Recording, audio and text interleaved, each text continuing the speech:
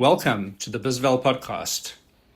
At BizVal, we are passionate about empowering entrepreneurs the world over to understand and unlock the value in their business. We work with advisors and entrepreneurs to demystify the value creation process when building a business. At BizVal, we know how tough it is to grow and run a business, which is exactly why we've made valuations simple to understand, accurate, and affordable. Our unique blend of tech and touch ensures that you always receive the best service, authentic human engagement, and data-led insights to ensure that you build a business that provides you with freedom and choice. In the BizVal podcast, we showcase stories of real entrepreneurs and advisors, sharing lessons and inspiration from their journeys to make your journey just that little bit easier. Yesterday has taken a road almost nobody around him expected. He grew up in the ostrich capital of the world, Oudtshoorn, on a working ostrich farm, and his family still runs one of the most successful farms in the district. But instead of staying on the land, he qualified as a chartered accountant, did some articles in Namibia, spent a few months in Canada with Deloitte, and now he's based in Cape Town, where he advises funders through Thornberry Consulting and the Lion Cage. Johan Potgieter, welcome to the show. Thanks, Graham. Pleasure to be here. Fantastic. So let's, before we dive into kind of where you're at now and what you're doing, let's start growing up on an ostrich farm. I'm not sure many people can claim that accolade. But having said that, I've got my father-in-law was a farmer, and there's a lot of foundational concepts in farming. Take us back to Oudtshoorn and the farm you grew up on. What is that like growing up there as a kid? Yeah, no, for sure. So it's obviously a big blessing to be able to be surrounded by family, by nature, and you're absolutely right. It does provide a great grounding element, and we're fortunate to be in the ostrich business, and myself being the 7th generation in the ostrich business. But yes, on a farm, it's a 7 days a week thing. The animals need to eat, they need water. During the rainy season, the water flow needs to be checked. So there's always some kind of problem that needs to be solved. I guess that's where the saying in Afrikaans, 'n boer maak 'n plan, comes from. A farmer needs to make a plan. It's on a regular basis, you're isolated, you might have to do the out-of-the-box thinking. And even at school, my friends might do waitering in town. My job was on the farm, long hours, 40-degree heat. You push through, you learn some grit and resilience in the process. So, yeah. And lots of early mornings, I'm sure, although you weren't a dairy farmer, but I know that you're going to be up before the sun comes up and the discipline that goes with that. So I want to just, before we move on, most people, when they think of an ostrich, they think of like head in the sand. Okay, so, just forget about the problems, put your head in the sand. But I think that's a little bit of an urban legend. Can you set the record straight and give us a few facts about ostriches that most people don't actually know? Yeah, no, for sure. We definitely have Cartoon Network to blame for that. But I think the interesting thing is actually your ostriches, because their neck and their head is quite light-skinned or pale color, it blends quite easily with the ground, and their nest is also in the ground. So most of the time they're really just tending to the eggs, turning it to get better sunlight and etc. So, and then it looks like they've actually got the head buried in the sand. So actually it's quite the contrary. But yeah, no, it's a fascinating bird. I mean, the eggs, as you know, is massive. It's about 1.5 kilograms, has about 2,000 chicken eggs contained in it. And their speed is about 60 to 70 kilometers an hour, so quite quick. They've got no teeth, so they swallow rocks for digestion. And it's one of the few animals on Earth whose eyes or its brain is smaller than his eyes, so not a very intelligent bird to work with. And it's got an incredibly powerful backwards kick, so to easily kill off and fend off any predators that might come close. But I think what's quite interesting from a business perspective is Oudtshoorn and the ostrich industry still accounts in South Africa for about 70 to 80% of commercial world ostrich production. So quite still a significant portion. Let's dive into that a little bit. I mean, most people think of ostriches and they think of like, what is it, the Roaring Twenties and feathers and all of that sort of stuff. But just talk a little bit about the ostrich. Like, what parts of the bird does one actually sell? It's not just the feathers, right? I mean, it's I'm sure every single piece of the ostrich has a use. So maybe dive into that a bit, Johan. Yeah, no, indeed. So as you mentioned, the feathers is obviously the OG. It's where it all started. And even in that, you've got various different classes. And so we all know the high fashion, the plumes from Moulin Rouge, your Rio Carnivals.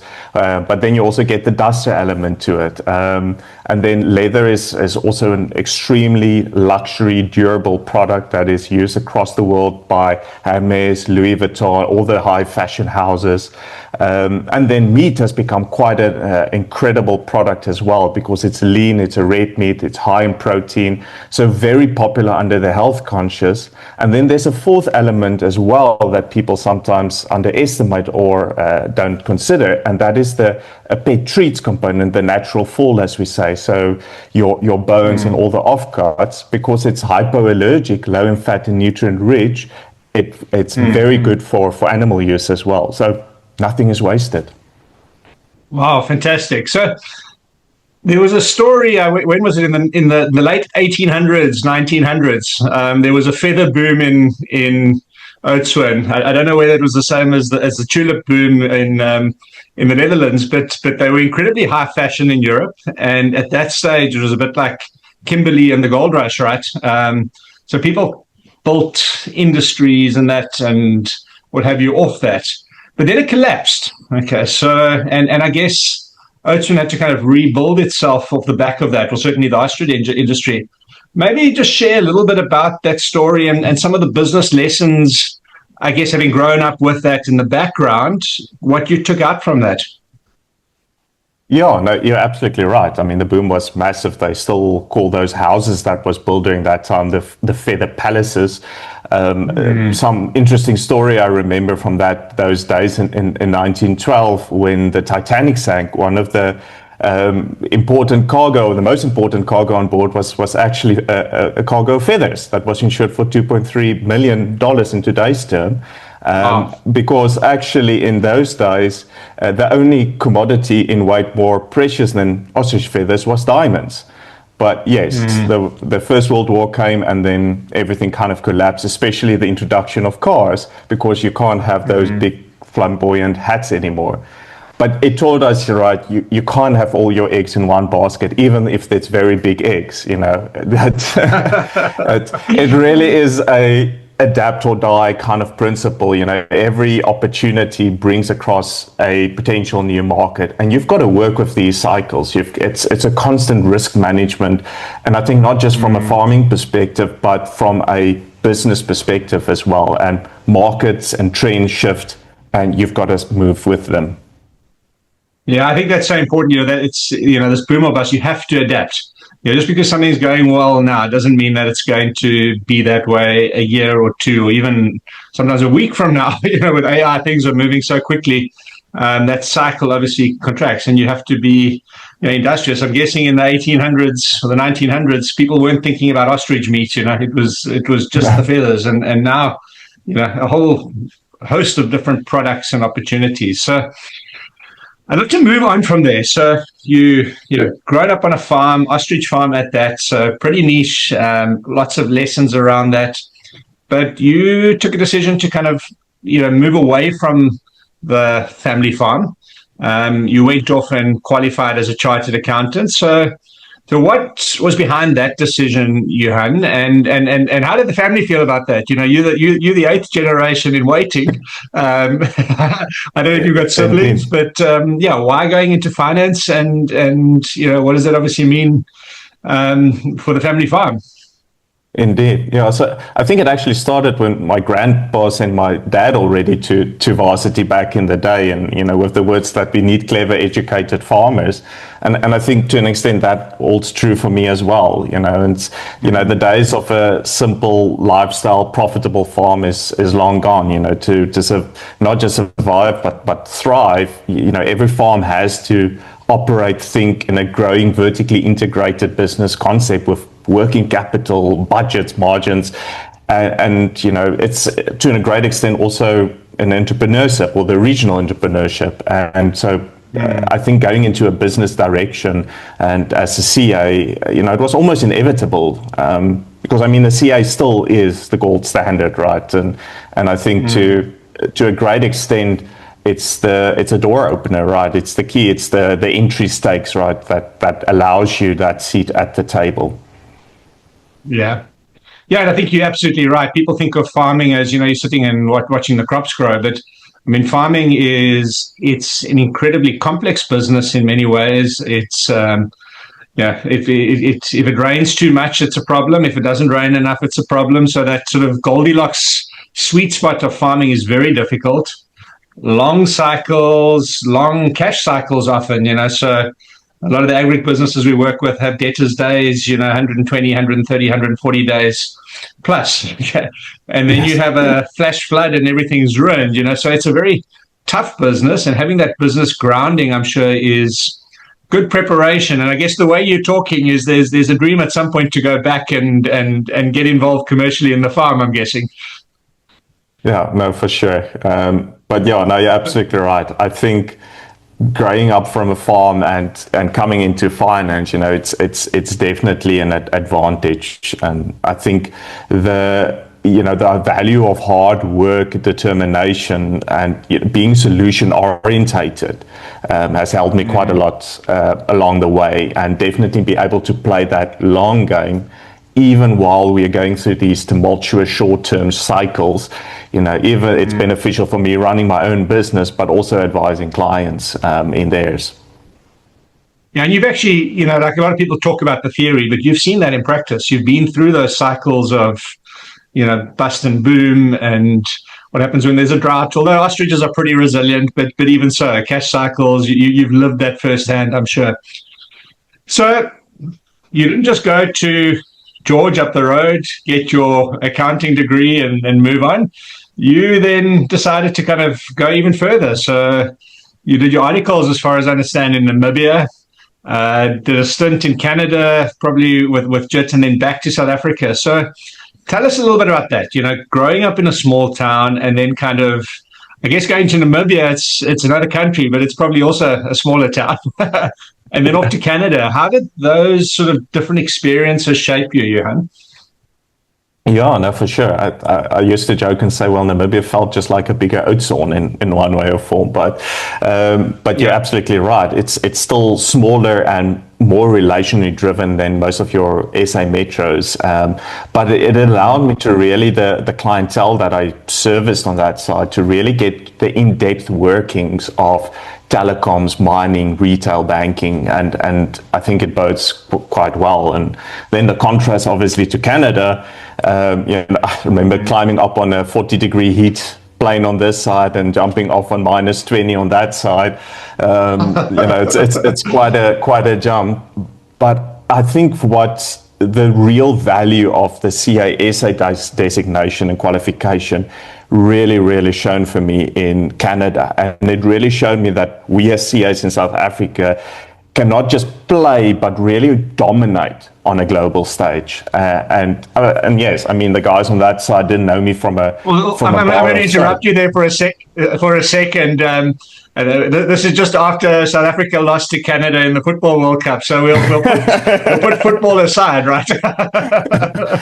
No, we'll definitely have to put that one on the side for now.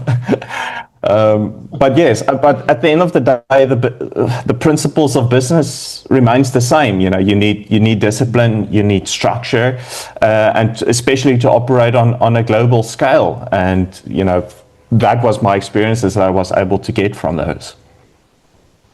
Yeah, and I guess Canada is also, it's a country of, I think at one stage the highest number of immigrants coming into Canada. So they built the country of immigrants. So it's obviously a very diverse population.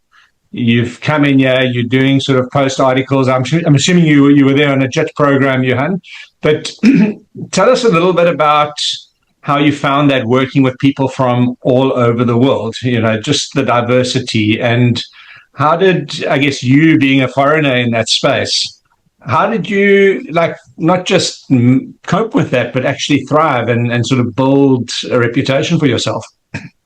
Yeah, no, you're absolutely right. And I think because they're so open, it was almost more accepted for me also as a foreigner coming in. But I remember even in one client that I had to use Google Translate to get a invoice in Japanese over just in English so I can see what was actually bought. So it's a very, diverse order team from China, from Somalia. There was a few that was part of the team. And I think what was interesting in that environment is you very quickly start to realize that diversity is indeed a strength to embrace, because everyone comes with, from these various different backgrounds, very different boxes, and it allows you to also start thinking outside of it. No, I think that's so true. At Bisval, we obviously work across the US, the UK, South Africa. So that does really resonate. And even though we speak a common language, although parts you were in Ontario, so there probably wasn't too much French there. But if you go further up north, I'm sure you had to learn a few ça vas and bonjours and what have you. But the point is that you might speak a common language, but there definitely are nuances between, Canada, the US, the UK, and you have to learn to adapt, to actually fit in. It's not just robot and traffic light. There's subtle things. And how do you think, having had that experience, how do you think that makes you a better business person, advisor now? Yeah, I think, initially when I went over and you've got the CAS on your side and you almost want to think that, I've got this, I've got the degree to show for it.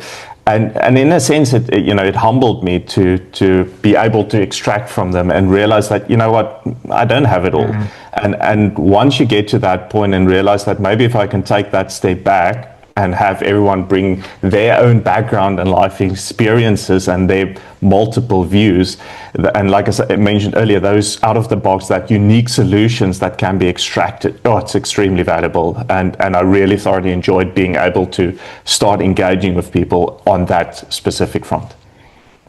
100%. Okay, so then after that, you've came back to Cape Town. Well, I think you were in Oudtshoorn for a little bit first, but you came back to South Africa.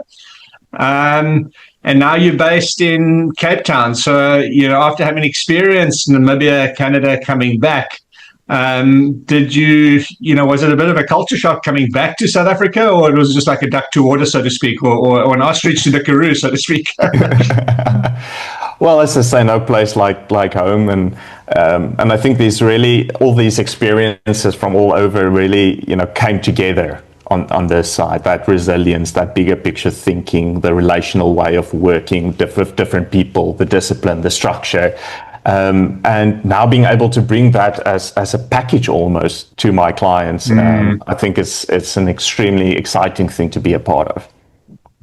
Absolutely. We're going to talk in a sec about what you're doing at Thornberry and the Lion Cage, but something I want to touch on, we at Bisval obviously talk business valuation, so we talk value, but I want to talk about a different type of values. And, a lot of people would describe, and you describe yourself as a values-driven leader. And I want to probe that a bit, because often, we talk in the world of finance and that we're not selling business valuations, we're not selling consulting. Ultimately, we're selling its relationships and trust.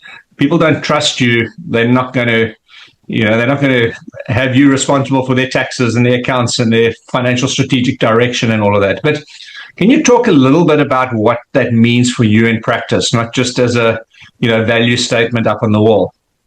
Yeah, no, exactly. And I think especially for us as tax practitioners as well in South Africa, you're faced almost with personal and professional ethics and values on a near daily basis. And I think there's something about starting to be, I need to be comfortable in the uncomfortable, and that is with having conversations with my clients as well. So it's almost sometimes they need to hear something even if they don't want to hear something. And sometimes it means also walking away when those values doesn't actually align. It might be very lucrative clients, but if it's lacking in values, it's just simply not worth it. I like being surround myself with like-minded people in terms of those values, because you don't always realize when there's a slipping. It's a slow thing, but having people like Louis, my head of accounting, and my family close by, they help to make sure that we all keep on track. Yeah, I mean, a few things there. That accountability is so important, and then also, I guess, being prepared to walk away. That's always tough to do, as you say, especially when there's money on the line. And I like what you say there about, we have a saying in our business, we'll always tell the client what they need to hear, not what they want to hear. Everyone wants to know that their business is worth $1 billion, okay? But if it's not, there's good reason for that, and rather have the truth delivered with compassion and empathy than just essentially telling people lies, right? Exactly. So for you, where does that come from? Have you always been somebody who's kind of been values driven? Does it come from your upbringing on the farm, your faith, the profession? CASA, there's a code of conduct. I'm guessing you live that without reading the code of conduct. But just dive a little bit into that. Yeah, no, for sure. I'm a firm believer that ethics and values is taught on the knee of your parents and actually not in the classroom. And I think that has been quite a guiding element in my walk as well. And with that also my faith in God. It's also a huge contributor, and desire to run an honest and high integrity business. And I think, coming back to the life on the farm, you learn to make decisions for the long run instead of for short-term gains.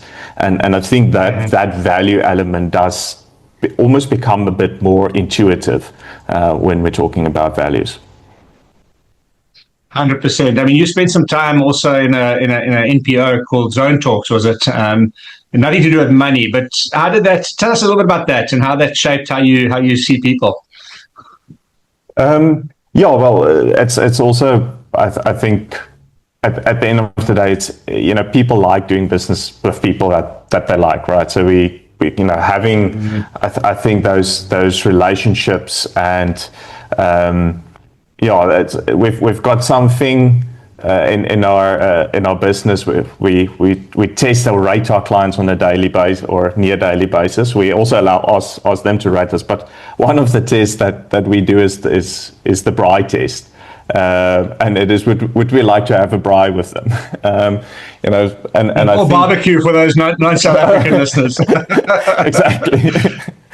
Yeah. So I think in short, it's your relationship with your accountant, and doesn't matter, even spending time in MPOs and building those trust relationships. It's always a very personal one, and a lot gets revealed about a person by the way that they choose to spend their money, and that's why it's quite a personal element.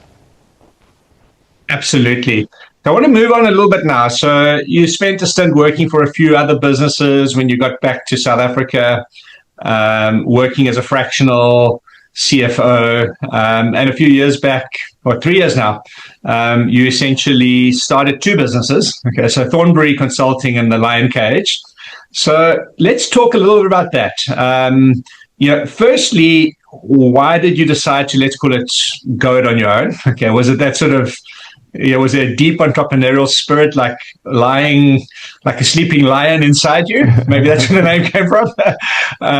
But talk about that first, and then if you wouldn't mind breaking down a little bit, what does Thornberry Consulting do, and then the Lion Cage, and what's the difference between the two? Sure.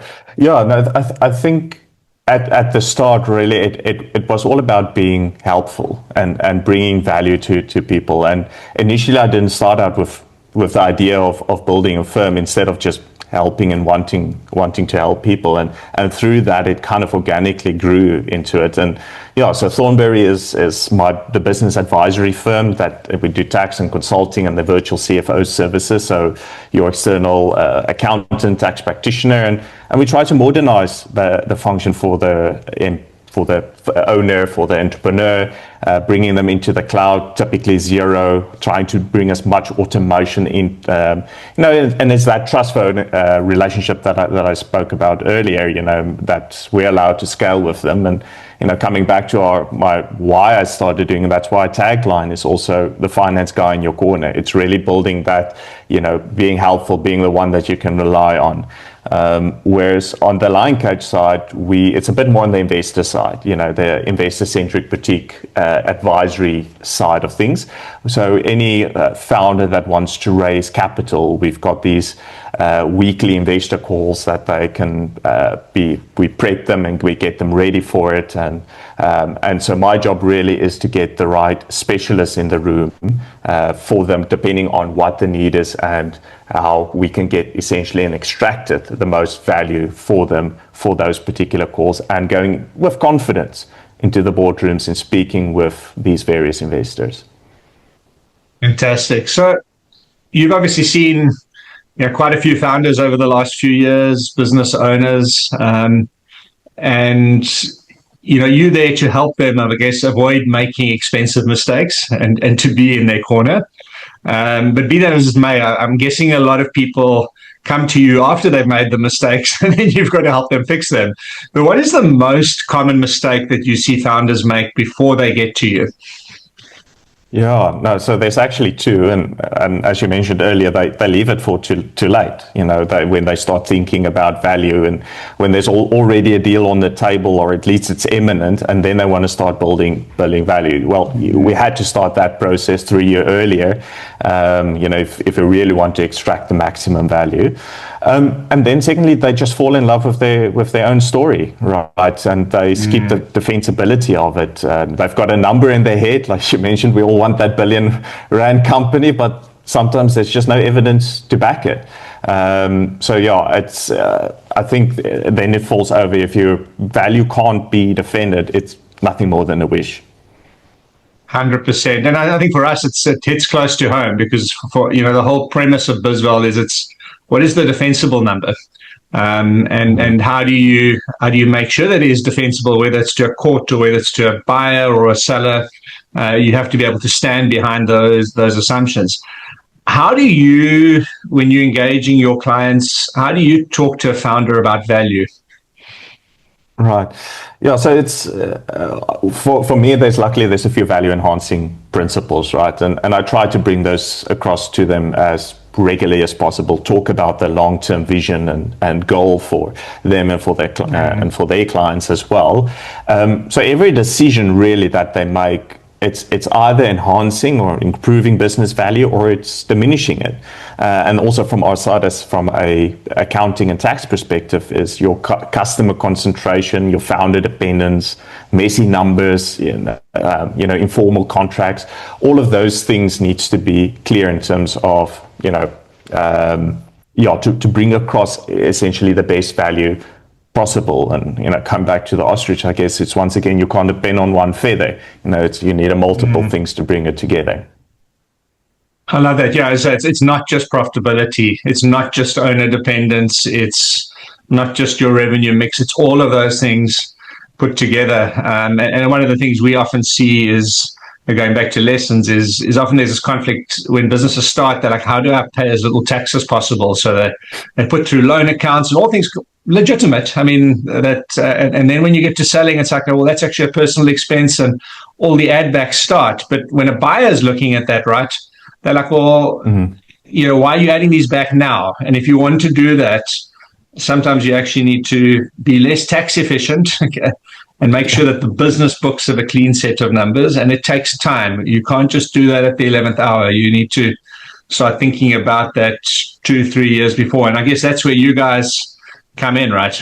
Is to get that story right before somebody comes knocking or you decide to sell the business. Okay.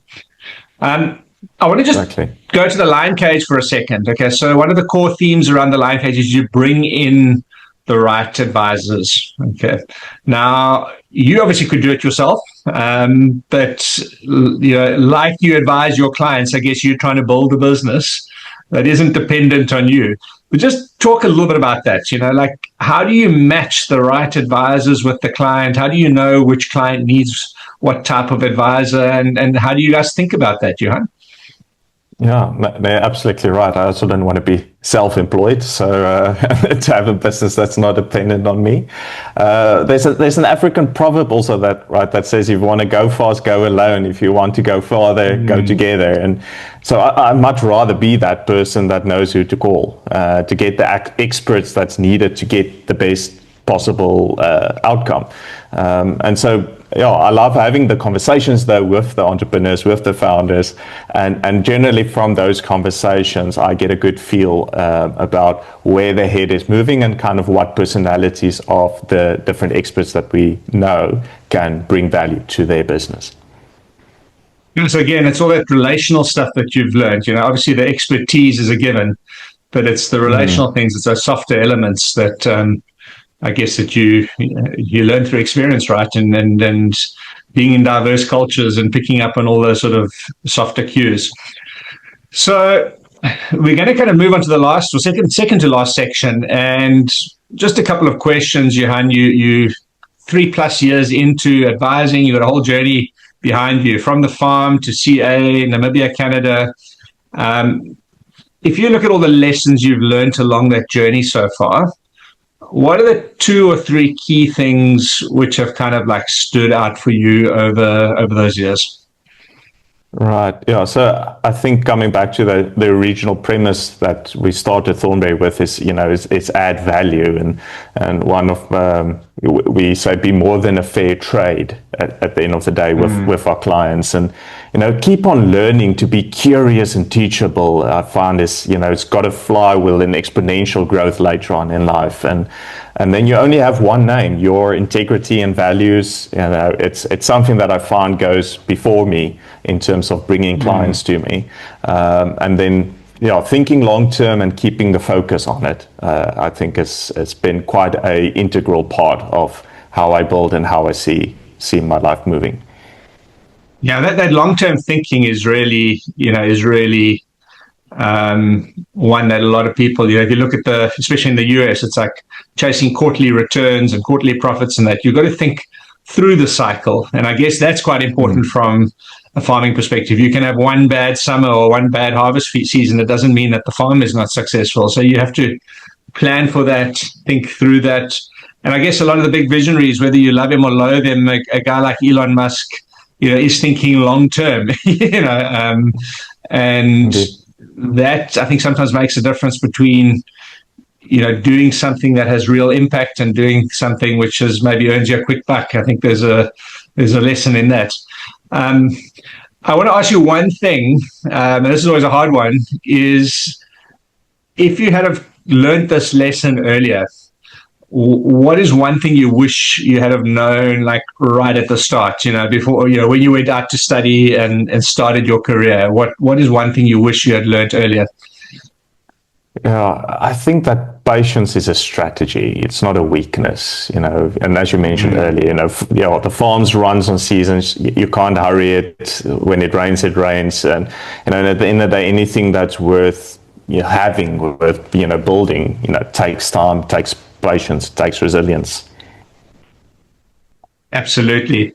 So I'm going to give you a chance just to wrap up in a second. But before that, we have what we call our rapid fire section. So it's just a few short questions. First thing that comes to mind. It's a little bit of fun just to get to know our guests a little bit. So you ready to go, Johan? Let's go. Okay. So you can only pick one on the ostrich: meat, leather, or feather. Which one and why? Meat. Health will not go out of fashion. I like that. Okay. The second one: Oudtshoorn or Cape Town? Oh, what's in the middle? Montague. No, I think you can't sit on the fence. Probably Cape Town for the network. Fantastic. Third question: what's the most underrated trait in a founder? Adaptability. I like that. Being able to change with the seasons, right, so to speak.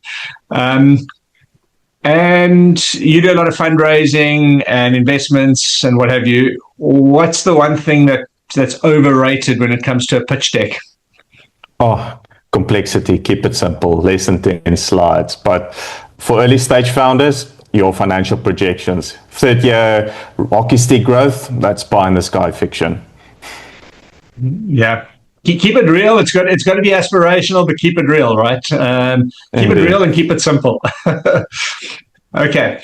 Second last question. One thing, it's a bit like I asked you earlier, one thing you tell your younger self who is about to leave the farm for finance? Focus on networks and systems. Building your networks, building the systems. Absolutely. As you say, you can't do it alone. You need to have that ecosystem that supports you, and surrounding yourself with good people and the right people is critical. 100%. Okay, and then to close it out, finish the following sentence. A business is really just... A vehicle for creating lasting value through people. Absolutely love that. And that people part is important as well, because, we look in the current world and all this doomsday stuff about AI replacing jobs, and nobody's going to be working and everybody's going to be sitting at home on their backsides in this so-called utopia. I think at the end of the day, it's got to be for people, and the betterment of families and humanity and all those things. Ultimately, we must never lose sight of that. Johan, this has been a fantastic conversation. I just appreciate your authenticity and just the realness behind it all. If people want to get hold of you, how can they reach out to you? Well, the easiest would be through my thornberry.co.za website, or look me up on LinkedIn. If founder wants to scale, or if there's someone that needs some accounting or tax advice, let's talk. Fantastic, Johan. Appreciate having you here. And if anybody listening, if you've enjoyed this episode, please share it with a friend, somebody who needs to hear this. If you've never had a proper valuation done, reach out to the team at Bizwell, bizwellglobal.com. Until the next podcast, keep building, and we'll see you soon. Thanks, Johan. Thanks, Graham.